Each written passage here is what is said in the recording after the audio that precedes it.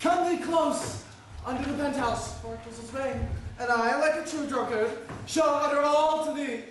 Some treason masters, yet stand close. Therefore know that tonight I will lend of Don John 1,000 ducats. Ha! Is it possible that any villainy should be so dear?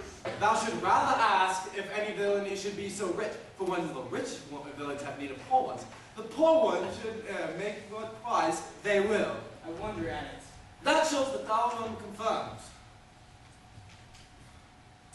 Does thou not know what the fashion of a hat, or a doublet, or a cloak means nothing?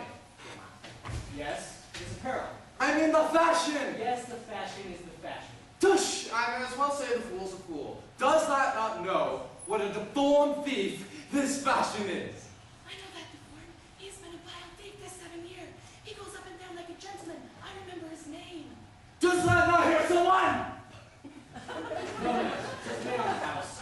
Seest thou not, I say, what a deformed thief this fashion is? See how he fashioned them, like pharaoh soldiers and the Ricci paintings. Sometimes like God bells priests and the old church windows. Sometimes like the Shaman Hercules and a smudged mummy in tapestry, where his codpiece is as massy as his club. All this I see. I also see that the fashion wears up more apparel than the man. But I'll not myself be with the fashion, and there are people on that tale to tell me of it. Not so! Neither. Therefore tonight, I know that I have wooed Margaret, the lady hero's waiting gentlewoman, by the name of Hero. She leans me out her window, bids me 1,000 times good night. I tell this tale vilely. I should first tell thee how the prince, Claudio, and Don John, my master, planted, placed, and possessed by Don John, and so far off in the orchard, this admirable encounter. I thought that Margaret was hero. Two of them there. The prince and Claudio. But the devil, my master, knew she was Margaret, and partly by his oath, which did deceive them, possess them, but partly by the dark of the night, which did deceive them, but chiefly by my villainy, which confirmed any slander Don John had made. Away went Claudio in rage. He swore that he would marry her, as appointed the next morning in the temple. And there before the whole congregation, shame her with the sour night, and send her home again without a husband. Stand! We've charged your prince's name! Call up the right, Master Constable. We have here recovered the most dangerous piece of lechery that ever was known in the Commonwealth. Master, master. You'll be made bring form forth, I warn you. Master. Never speak. We charge you let us obey you to go with us. Voldemort is none of them. I know him. He wears a lock.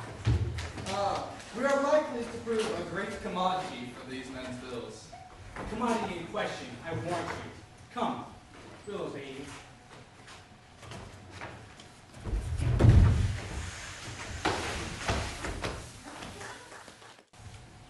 If Ursula wake my cousin Beatrice and desire her to rise, I will, lady, and bid her come hither.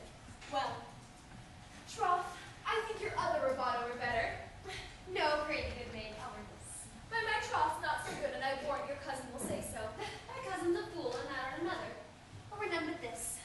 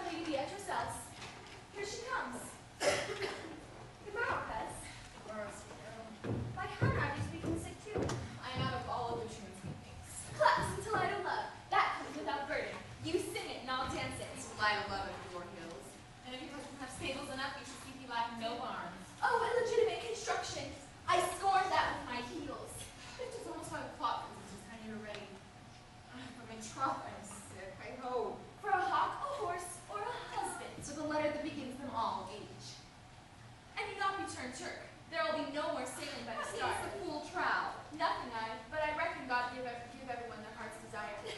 These gloves the Count sent me, they are an excellent perfume. I'm stuffed, cousin. I cannot smell. Oh, maid, it's stuffed. There'll be goodly catching cold. God help me. God help me. How long have you professed apprehension? Ever since you left yours, doth my wit not become me rarely? It does not seem enough that you should wear it in your cab. In truth, I'm sick. Perhaps you should get you some of this distilled Cardus Benedictus and lay it on your heart. 'Tis the only thing for a qualm. Thou bringest her with a thistle. Benedictus. Why Benedictus? You have some moral in this Benedictus? Moral? No, by my troth, I have no moral meaning. I'm a clean, holy thistle. You may think, perchance, I think you are in love. Nay, by Our Lady, I am not such a fool as to think what I list. Nor I list not to think what I can, nor indeed I cannot think. If I could think my heart out of thinking that you are in love, that you will be in love, or that you can be in love. Yet Benedict was such another, and now he has become a man.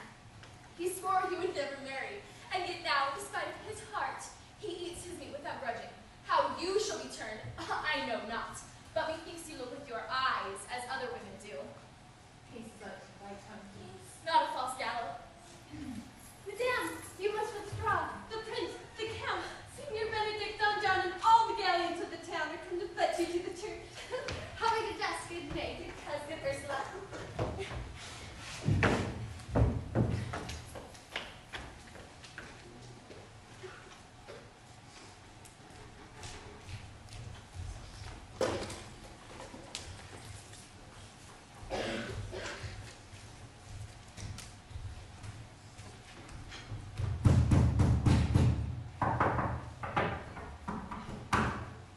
What would you with me, good friends? Mary, sir, I would have some confidence with you that discerns you nearly. What is it? Brief, I pray you. As you see, it is a busy time. Mary, this is it, sir. Yes, truth it is, sir. What is it, my good friends? Good man Burgess, sir, speaks little off the matter. His wits are not so blunt as, God help, I would desire they were, but honest as the skin between his brows. Yes, I thank God that I was honest as any living man, that is an old man, and no honester than I. Harrisons are odorous, however, as neighbor Burgess.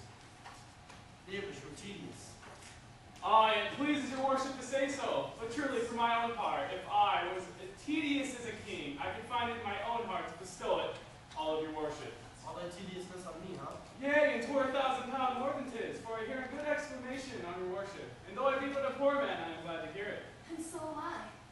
I would fain know what you have to say.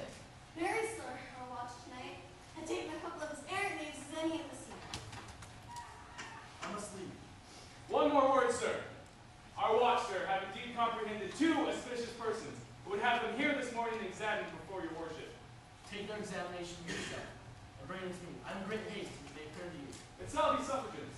Drink some wine. Here you go. Fare you well. My lord! My lord!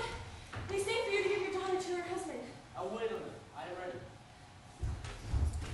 Go, good partner. Go get you to Francis Seacole. Bid him bring his pen and ink order to jail. We are now to examination these men. And we